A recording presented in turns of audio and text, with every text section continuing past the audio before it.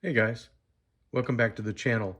Got some knives to show, but I was watching some of Warthog's videos, been catching up on his stuff, and he was showing some trappers, and so I'm going to show my Moore Maker and what's inside this queen box. So I want you guys to, enjoy taking a look at my Moore Maker with me, because I don't know, like he was saying, basically all kinds of things can be called trappers, and we know that we've seen them. We've seen the upswept bow trappers and the slimline trappers and the trappers with all kinds of different variable blades, the spay blade being replaced for either a Warncliffe or a second clip point, or a pen knife, or all kinds of stuff.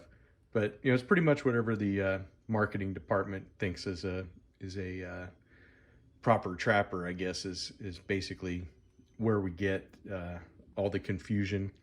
But this is my Moore Maker knife, and they make a really good selection of trappers. It's got this nice yellow bone. This is the Texas trapper, so it has the Lone Star on this side and the state of Texas on this side, and it has their place where they are in Matador, Texas. So you got Matador in Texas on your one side and Moore Maker on the other side on your bolsters. You have two mirror polished 1095 blades. You have this wonderful clip point, which, this is great. And this is a full-size trapper, so it's your full 4 1/8 inch closed. And you have the full-size spay blade. And I would say that this is definitely what you'd call a trapper, at least in my book. But, I'm good with anybody calling anything else a trapper too. Just make them nice and affordable. That's all we can ask for as knife fans, right? And you see the back spring construction, everything is really good. And the bone is just beautiful. I had it custom engraved. Moore Maker does have laser engraving, and it's very reasonable. So if you're into that kind of stuff, I thought it would be fun to have a knife for the channel. And so I just, got that done. And I just thought, it'd be fun to show off. But what we have here is a queen. And you can see the little queen pocket knives. This is one of the new ones from SMKW. And this is the QN30WB, made in China. So let's take a look at what comes in there. You get this. This is their Queen City Slim Trapper in Winterbottom bone. And I learned a lot about Winterbottom bone because I frankly was like, exactly what is Winterbottom bone? But we'll go over that in a little bit.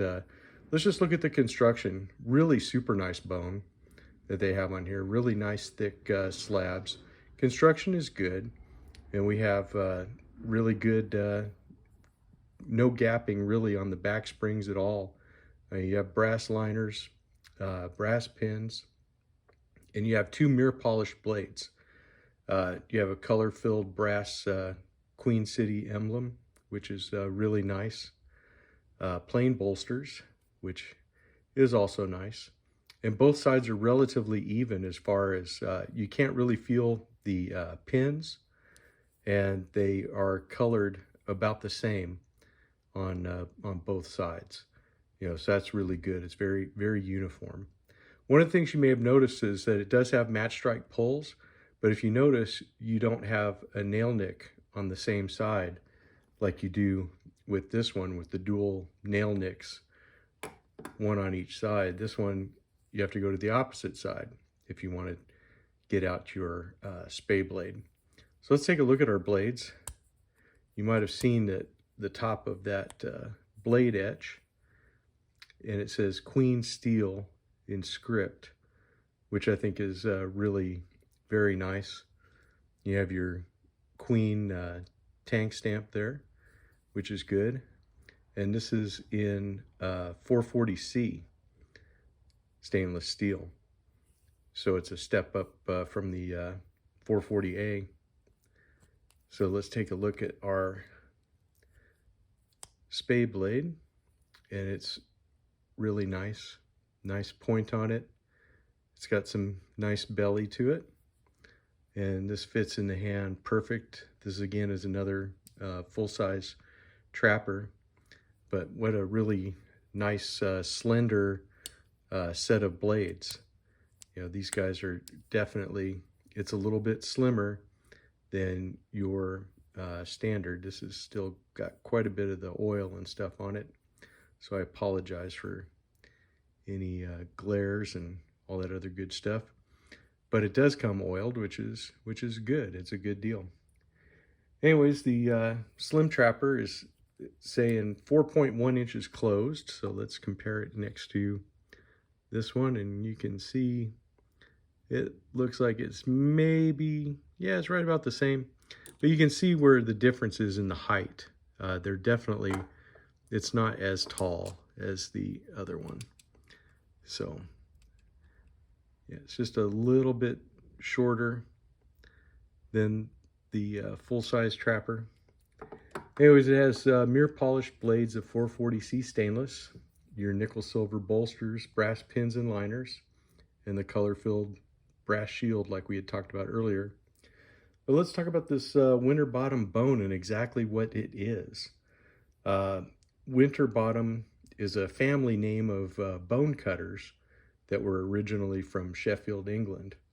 They moved to America and they started a company in Egg Harbor, New Jersey, and that was their primary thing, was cutting bone for the knife trade. Samuel Winterbottom was the person who developed the linear grooves and the coloring, and the principal user of Winterbottom bone was Queen knives, and they used that for a lot of their knives. The other knife makers that used it were Case, Imperial, Cattaraugus, K-Bar, and probably others that weren't on the list. And it says by the late 1960s, the cost of bone was prohibitive for knives, so they started using Delrin made to look like Winterbottom in the 60s and 70s. And so that's where we get a lot of the fake, plastic kind of stag that was prevalent at that time. I mean, I remember there was good versions and bad versions of that. The good versions, you almost thought it was bone until you really felt it and looked at it. Then there was other stuff that it just looked like plastic. I don't have any real examples of that, just my faulty old memory. But some of the other old guys on YouTube probably know that. Tobias probably even has a couple copies of that. I don't know if he remembers it because he's still a young guy. But anyways, this is really a super nice knife. I really like it. I love how it feels in hand. With it being a nice wide piece of bone there, it really, you're able to, hold on to the knife quite comfortably. And I really like how they've done the blades on that. They do have half stops on this, and it's got a nice walk and talk. Yeah, I like this. So let's look at the other blades against this, and we'll see. So you can see more of a California clip or a Turkish clip on the Moore Maker. Definitely a really nice clip point on there, and it looks like it might even be just a little bit longer than the Moore Maker blade. And you can see the real slimness there when you compare the bolsters, how much slimmer the Queen City is. So let's take a look at our spade blades. Let me set that down for a second. I thought I might be able to do it reverse, but not really. Okay, so we see we have a slimmer spade blade, and also it looks like it's a little bit longer than this one. So They both are great knives, but I really do like the looks of this Winterbottom bone. It's just very appealing. And I'm really glad that SMKW, they had that saw cut bone. They have this knife.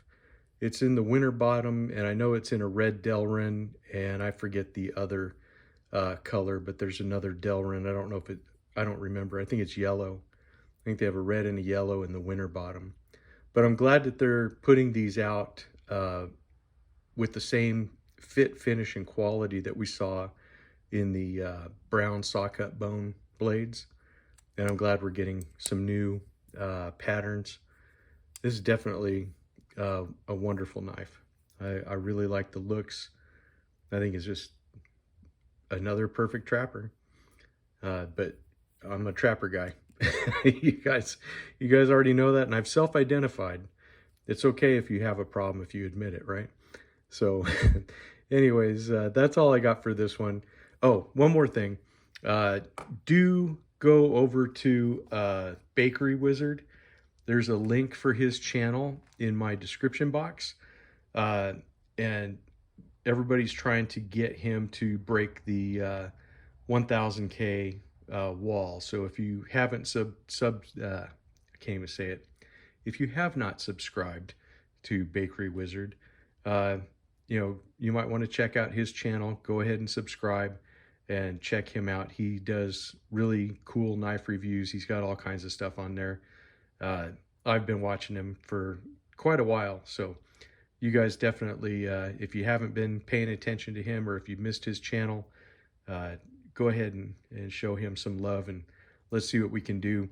I'll pitch in whatever subscriptions we can from my audience over there.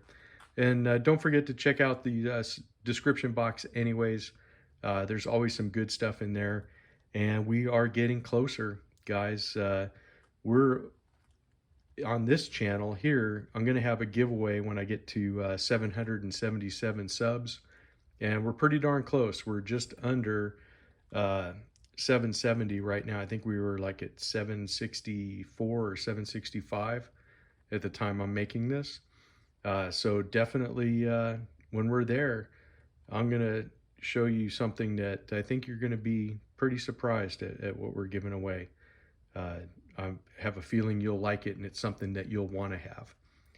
So that's all I have for this one, and I will see you all in the next one. Thanks for watching.